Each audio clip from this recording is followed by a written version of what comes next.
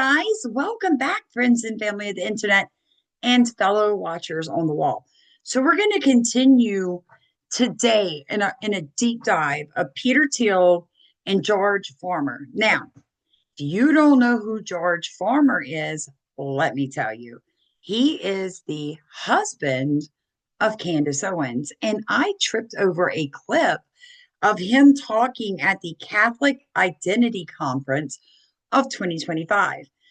And basically, in this clip I'm going to show you, he proceeds to talk about how Protestants destroyed and separated out of the Catholic Church and how people are, coming back to the true church by the thousands, especially young men. But he's talking about the end time and the Antichrist and the one world religion, as if most of us don't already know is going to be headed by the Catholic Church.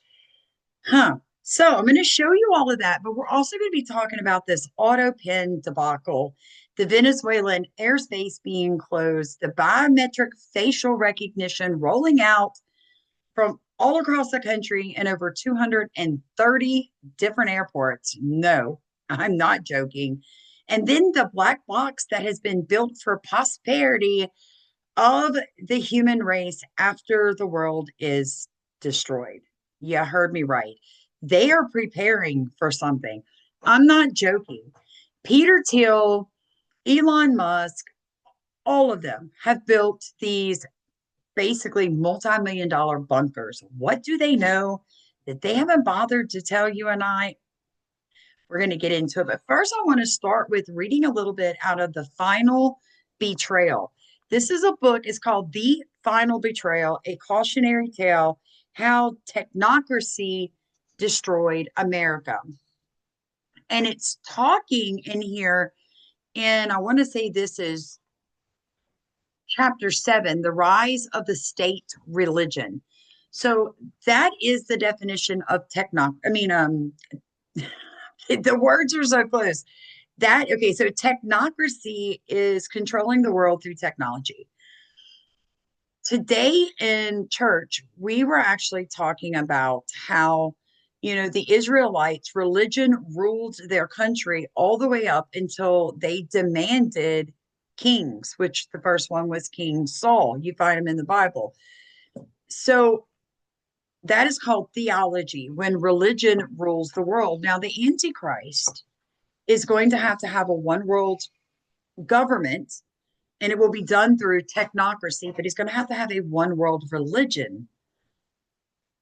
This is where the NAR is going to come into play, right? So the NAR, the Seven Mountain Movement.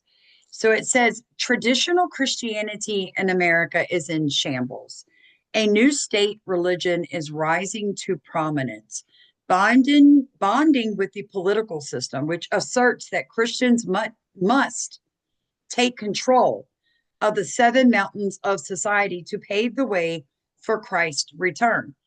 When Charlie Kirk was assassinated, we saw, for the first time, a lot of us Christians saw what Turning Point was actually going to be used for, and it woke us up. The New Apostolic Reformation, or the NAR, defines these mountains as religion, family, education, government, media, arts and entertainment, and business and economy. The predecessor of the Seven Mountain Mandate, 7NM, was formulated as seven spheres in the 1970s by evangelical leaders Bill Bright with Campus Crusade and Lauren Cunningham, YWAM. Its contemporary popularity is largely due to Lance Walnew and C. Peter Wagner and other NAR figures who recast it as a global strategy for spiritual warfare.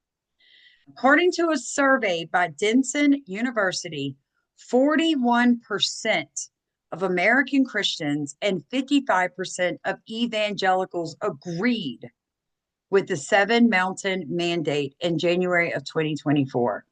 That is an increase of 30% from a year earlier in March 2023. With the assassination of Charlie Kirk and TPUSA on September 10th of 2025, these numbers have undoubtedly risen again. Closely aligned with the Seven Mountain Mandate are dominionism and reconstructionism, both of which agree with the end, if not the methods to get there. The newest and perhaps most precarious component of this convergence is the Theobro movement, young Christian nationalist men who merge Reformed theology with Silicon Valley supremacism. That is where you're getting Peter Thiel's, where they're coming in.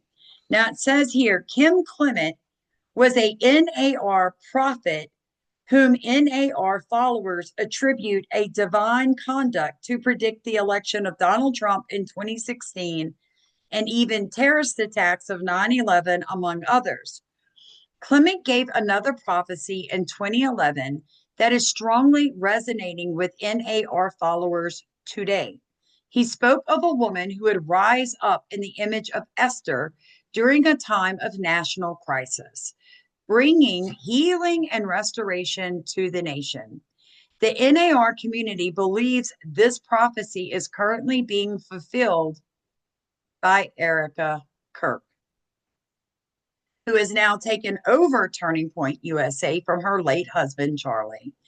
Now, Erica Kirk is a Catholic, okay? And we've been talking about Jesuits and the Masonic and all this stuff that's going to happen and is happening, right? It says all of the above has caused a massive shift in eschatological views of the evangelical church. Christians are waiting for the Christian reformation of the world in order for Christ to establish his rule on earth. Some are already calling for outright theocracy. We should be terrified. Arch technocrat and billionaire titan of AI and the surveillance state, Peter Thiel has a little to do with AI God or the NAR movement. As an openly gay, self-styled Christian, he is stuck on the concept of Antichrist and Armageddon, delivering private and public lectures to leaders in Silicon Valley. Thiel contends that the Antichrist will mimic Christ by offering salvation from danger, but will do so through surveillance, control, and a one world order. He often pushes the drive for tech regulation and global governance as manifestations of apocalyptic deception. Essentially, he is offering total destruction, the apocalypse, or utopia through authoritarian, take your pick. If you regulate AI and Thiel, you bring on the Antichrist. If you don't regulate AI, then you will get a totalitarian utopia. If this makes your head spin, you're not alone. You're not alone. We all feel it. So please like, comment, subscribe. Let me know what you're thinking, what topics you're wanting me to cover, people you're wanting me to deep dive, because it's all of us. You guys are teaching me more than I ever knew about these topics. Somebody, they didn't tell me who, sent me this amazing book, The Final Betrayal. Someone else sent me the NAR book I was reading from a few weeks ago. It is because of you guys educating me that I am realizing what danger we're actually in. So this is called the apocalypse. Hopefully they will not strike me for showing this. I may have to delete it later. But this is Peter Thiel on ancient prophecies and modern tech. As presented in the biblical framework, as symbols of spiritual realities, or the apocalypse as a plain prediction about how the world could or indeed will end. It's let's see. It is the way Girard would have put it, and the way I came to see it as well, was that in some sense, the apocalyptic prophecies are just a prediction of what humans are likely to do in a world in which they have ever more powerful technologies, in which there are no sacred limits on the use of these technologies, in which human nature has not, maybe not gotten worse, but has not gotten better, and it has this sort of, limitless violence aspect to it. It's I think Girard had all these sort of provocative formulations, like it is just a scientific prediction of what humanity is likely to do in a world of ever more powerful technology. And then there sort of are all these different things one can say in terms of the biblical apocalyptic accounts, but Girard was very skeptical of the idea that somehow the violence came from God. And he always thought that atheists and fundamentalists disagree on the secondary and relatively not so important question of whether or not God exists. But they agree on the far more important question that one of God's attributes is violence. And so the violence comes from God. And this is the new atheists. In the evangelical view, the destruction of the world is God exercising justice on the world. It is, it's right? It's some version of justice, anger, wrath, some version of the anger, wrath of God, and then the atheist one's a little bit stranger because you don't really believe God exists, but still it is somehow. It's not humanity. Humanity, is not that dangerous, at least in sort of the mainstream, Lockean, Rousseauian accounts. So you've made the point, I must admit I'd forgotten this, you've made the point that René used to observe that the church, the Catholic Church, in its liturgy and in homilies, used to make quite a lot of the end times and warn people to prepare for judgment and so forth. Up until 1945, when the church seems to have decided to go easier on that because people needed comfort more than exhortation about the end times. Obvious point, what happened in 1945? Well, we got nuclear weapons, and this stuff became real in a way that seemed completely implausible in the 17th, 18th century. I mean, when people were writing about these things in the 18th, even 19th century, it was the idea that the world was just too big a place. It could not possibly be destroyed. We didn't believe God would do it. We no longer believed that God was so violent that God would do it, even if you believed he existed. And then...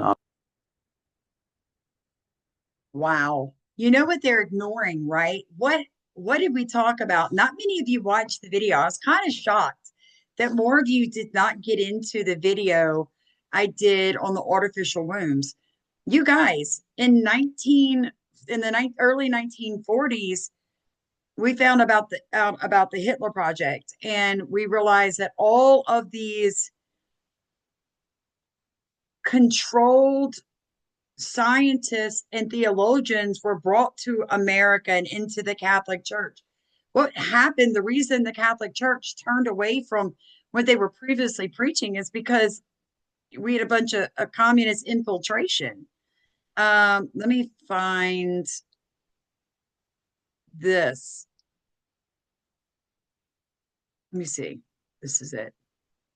Necessarily work for all times, and then, but I would always maybe go back to the apocalyptic specter would be Antichrist or Armageddon, and I think there is a lot in this runaway science technology that's pushing us towards something like Armageddon, and then there is the natural pushback on this is we will avoid Armageddon by having a one world state that has real teeth, real power, and the biblical term for that is the Antichrist, and the Christian intuition I have is I don't want Antichrist, I don't want Armageddon. I would like to find some narrow path between these two where we can avoid both, and that's Please understand what he's implying, that he can outsmart God. That's dangerous. Now listen to this nutcase, you guys. Catholic Church with its hierarchies. Hold on, let me back it up a wee bit. Let you hear him talk about how amazing he is at the beginning, and then I'll fast forward it back. When he says CIC, he means Catholic Identity Conference. Your wife's husband. I'm used to it now, so it's all good. I was just musing, by the way, that I really wouldn't recommend giving Candace the I don't care shirt because there'll be something very exciting on the back of that before you can think about it.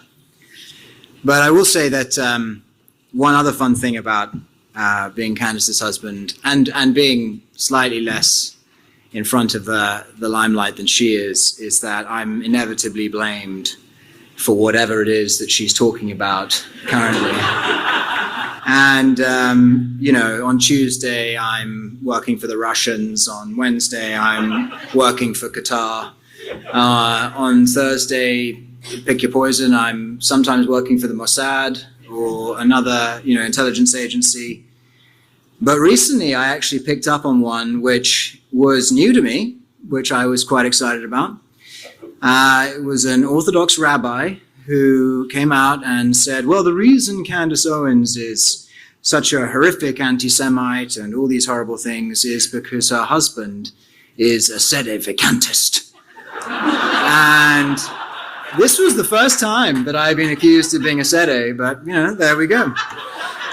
And I actually thought this was quite funny because, of course, if this rabbi had known that the origin of my invitation to the CIC came on a day when another great Catholic event happened. It was May the 8th. Two things happened. One, I was invited to speak at the CIC. And number two, we had a new pope. But that's kind of secondary, right? And normally when I am invited to speak, I sort of say, there's more holy men, there's more erudite men, there's more intelligent people than me. But when it comes to talking about anti-Christendom, I actually think that erudition, intelligence, and holiness are probably counting against you. So perhaps this is why it was gifted to me. So talking about anti-Christendom and the New World Order religion, what does that even mean? What is anti-Christendom? Well, Christendom as a concept is really something now that we use in the past tense. The geographical, socio-political bounds of Christendom have really been torn down in the last few hundred years. And really ever since the time of the Reformation and the shattering of the Catholic unity of Europe that had pre-existed with an objective moral standard, has the concept of Christendom been in retreat. And since we're not taking a walk through history and looking back at what historically opposed Christendom in the medieval period, aren't we sort of at a dead end when we're examining the concept of anti-Christendom? Well, the one-word answer is no. Whilst we are correct to say that Christendom is a concept both politically and geographically, and with the exception of microcosms such as the CIC socially, really is a dead concept in many ways, the pendulum against Christendom and against what Christendom stood for has actually been picking up speed for centuries. If we want to talk of the several hundred years where Christendom was established, built up, and then became the dominant political force, we are seeing the mirror image occur in the forces of anti-Christendom. Having battled against the dominant Christian worldview for centuries, anti-Christendom found its intellectual footing in the Enlightenment and then perfected itself in the Satanic century, which is the 20th century. The human mind, truly unfettered from all previous moral standards, went completely mad and brought death, destruction, and genocide on a level that had never previously been seen. He sounds so intellectual till he says that death, destruction, and genocide on a level that had never previously been seen, glossing over the hundreds of years that the Catholic Church burned and tortured and murdered innocent Protestants and Jews and even Muslims, I dare say, You know, what the Catholic Church did to the Native American First Nations people has been horrific. I love to hear people who have bought into this Catholic identity as if they are here to push back against the Antichrist. It is they that are going to save the world. They were a theocracy that Protestants pushed against. And thank God. Thank God for it, for true salvation, right? Let me let you hear what he's got to say here, guys. I also want to say one more thing, just as a sort of prelude. It is better to be fighting than to be conquered, and you all know this to be true. Even if that fight is a rebellion, even if that fight is guerrilla warfare, even if we're the last militiamen in the mountains, it's better to live for the freedom that Christ has set us free for than to be enslaved to sin and death. And he's not talking to you, evangelical. They would rather go back to the Crusades and put on their white vests with their red cross and send millions of people either to hell or heaven, depending on their acceptance of Jesus, than be taken over by Protestants. To these people, Protestantism is as bad as the Antichrist.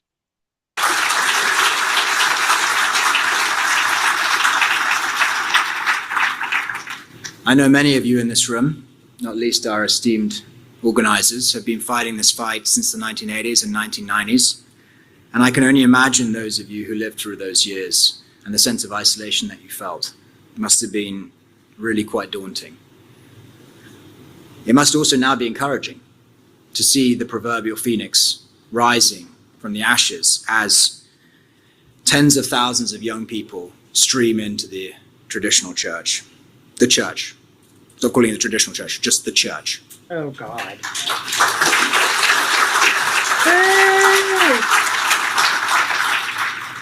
And the encouraging thing is that what's reviving the church is not a new pope or even a dislike of an old pope. It's not, Your Excellency is excluded, a conference of bishops. It's not a coalition of priests. It's not a new religious order. It is the Holy Spirit working in the lives of the laity. The movement is now so powerful that the United States federal government weaponized its own law enforcement agencies to crack down on it. That should tell you something about what's going on. Remember when I did the video on Candace Owens becoming SSPX and her husband, George Former, becoming SSPX, and how the federal government during the Biden years were investigating these Catholic traditionalists as terrorists. That's what he's talking about right there. These people are dangerous, friends and family. People often ask me, what is the cure to fix our culture, our civilization? How do we go back? What are we going towards? And my answer is always kind of quite simple. Make yourself right with God, then make your family right with God, and then build local. Build a local church, build a local community, build local friendships, build a local market, build local networks. And once you start doing it, other people will do it too. And then thousands and tens of thousands and hundreds of thousands and millions of people will do it across the country. And that's going to have far more impact than any top-down edict signed from the Resolute Desk or any centralized government agency telling us how to live. So you guys, the same thing. But this conference, I will link all of this for you guys to go watch all this stuff in its entirety. But let me show you what's coming, how close we are to the Antichrist stepping out of the shadows. DHS, Department of Homeland Security, which again was not a thing until the Patriot Act. So keep that in mind. finalizes rule expanding biometric entry and exit to foreign visitors. I love the way that they admit what they're doing while not actually admitting what they're doing.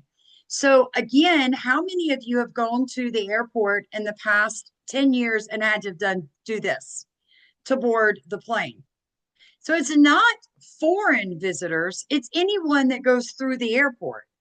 The Department of Homeland Security has issued its final rule mandating facial recognition scans for virtually all non-US citizens entering or leaving the US. But you and I both know we all have to do it. Now, I did a little research.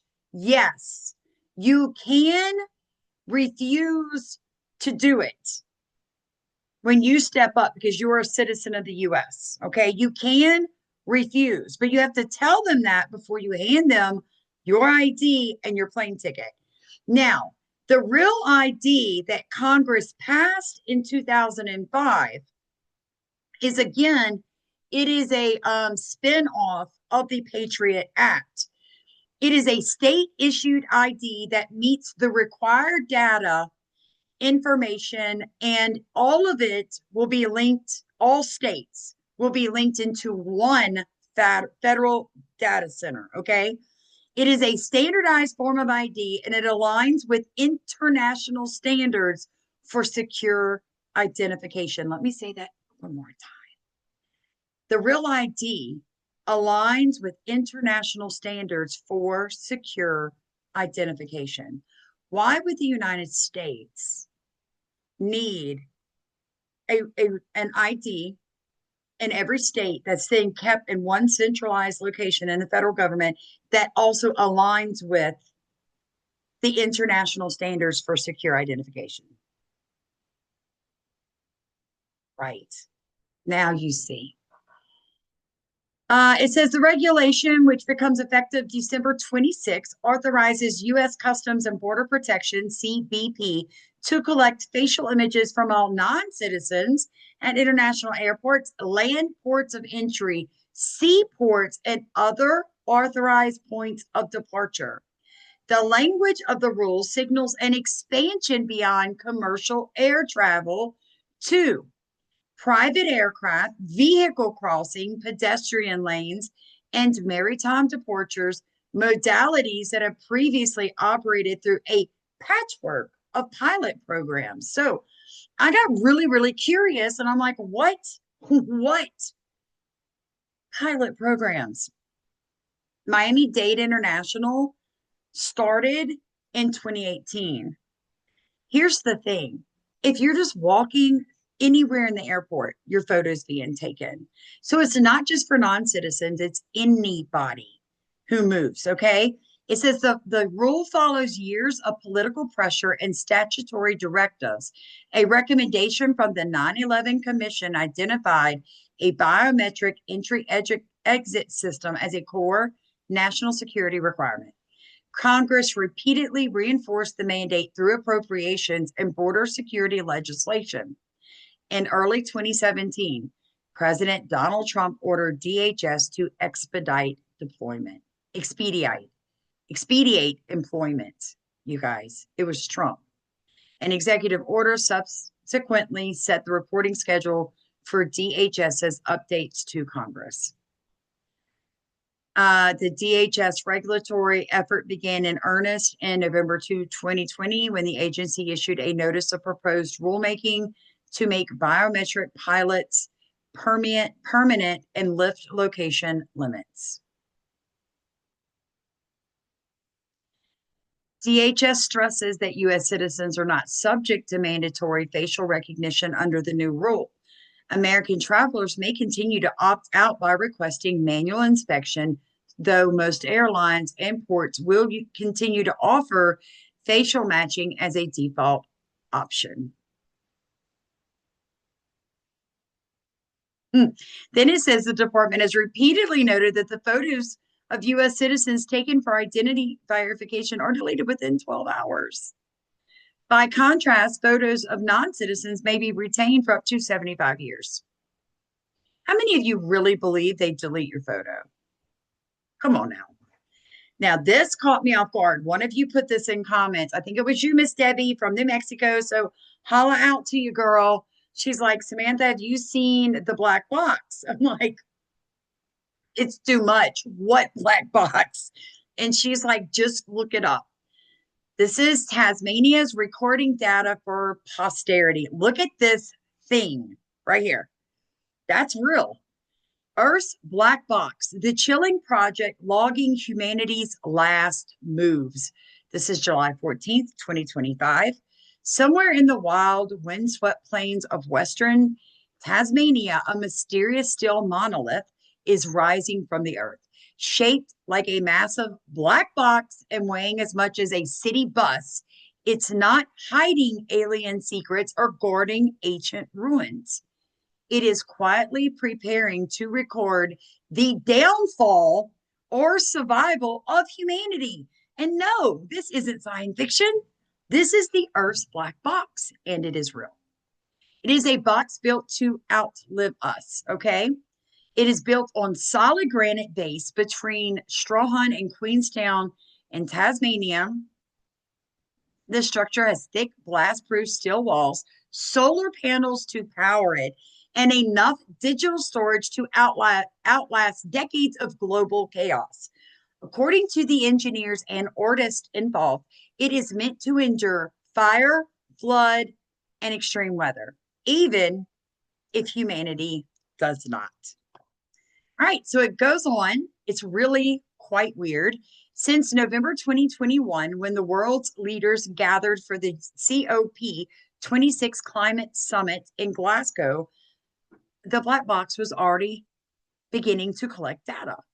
Every tweet, every policy change, every new scientific paper on the environment is being scooped up and stored deep within its iron gut. It tracks rising temperatures, melting ice sheets, sea level changes, carbon dioxide levels, population growth, energy use, and even military spending. If humans are doing it and it's affecting the planet, this box wants to know.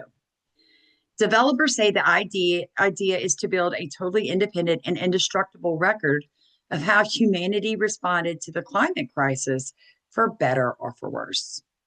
So here's the most extraordinary part of this. They want this information to be readable to whatever intelligent life finds it, whether it's future humans or something else entirely. They're planning to include instructions using simple math and symbolic language similar to a Rosetta Stone, so people can decipher it. To prevent damage or decay, parts of the data will be inscribed on steel plates, while solar panels keep the digital systems running for years. There's even a backup plan to power the box with light exposure should it ever fall into dormancy.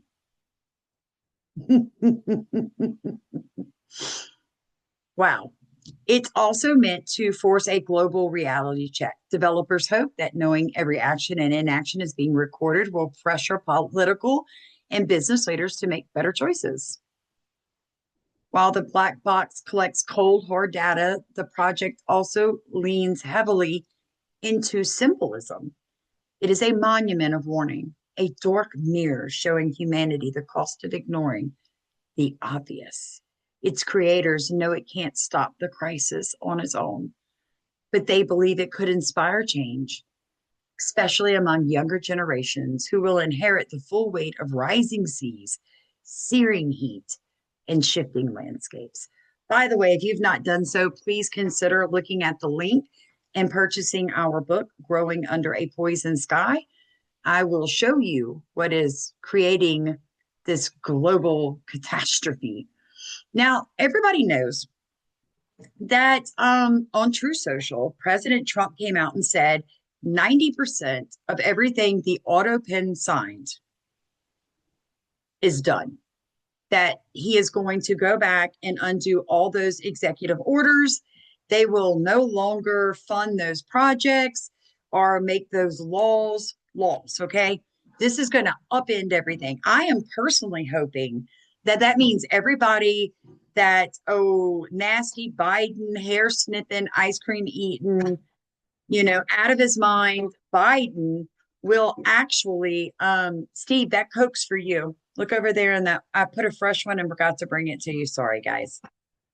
I'm sorry. I meant to bring it out before I started this. So the reason behind all of that is all the pardons. I hope that he unpardons the people that Joe Biden pardoned, is what I'm getting to that. But this stuff with Venezuela, we all knew that President Trump was like bombing all of the narco watercraft as they try to bring drugs and illegals onto America's soil. Look at this picture. Do you see how there's like no planes but one or two that are actually in the airspace of Venezuela? President Trump has shut it down. He shut it down. This was a live feed I found. I don't even know if they're going to let me show you this. They may try to tell me no. The other day of all the, why is it not playing? Hold on, let's see if it'll play. Oh yeah, this is a live feed. There's look at all the planes. This is live feed. It went on for 4 hours. And there were like no planes going within Venezuela, but the planes that are inside of Venezuela. This is big, you guys. This is really, really big. Are we going to end up at war? By the way, a lot of people don't know this, but ICE admitted that they have been using license plate readers to catch illegals. Let me tell you why I'm so upset about this. They keep telling us that they need to put in more biometric facial recognition. They need to read all of our license plates. They need to track cell phone data. They need to, surveil people. They need to know how much money you're sending on Cash App to your children, every single penny. By the way, if you'd like to support Stephen's ongoing medical costs, so be listed in the top of comments. We have to go to New Orleans for another week, and it's going to cost me well over $1,000 when it's all said and done, guys. We've got like 8 procedures scheduled in a 5-day period, so we need to stay down there. I'll link that at the top of comments. But what I'm trying to say is, don't you guys see what they're doing? America is, since 9/11, we have had one mini terrorist attack after another. We've had one school shooting after another. Nothing's getting safer. We've had more and more and more and more and more illegal aliens flooding our country, with more mosques going up everywhere. There are more mosques in Texas than there are in the entirety of the Middle East. What are they doing with all this stuff that they're gathering? They're not making our lives better. They're not stopping the influx of illegal aliens. They're not protecting your children when they're riding on public transits, but they have the videos. They know what's going on down there, but they're doing nothing. You're going to tell me they didn't know this Afghan got in his car in Washington? You want to know they want us to believe they didn't know someone from the Middle East called him and triggered him with the code word, and that he didn't drive across America to go kill our National Guardsmen? You would tell they want us to believe that none of that happened, or they didn't know about it? Better yet, they knew about 9/11 before it happened and they did nothing.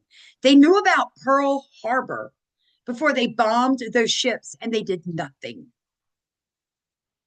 The federal government is not our friend.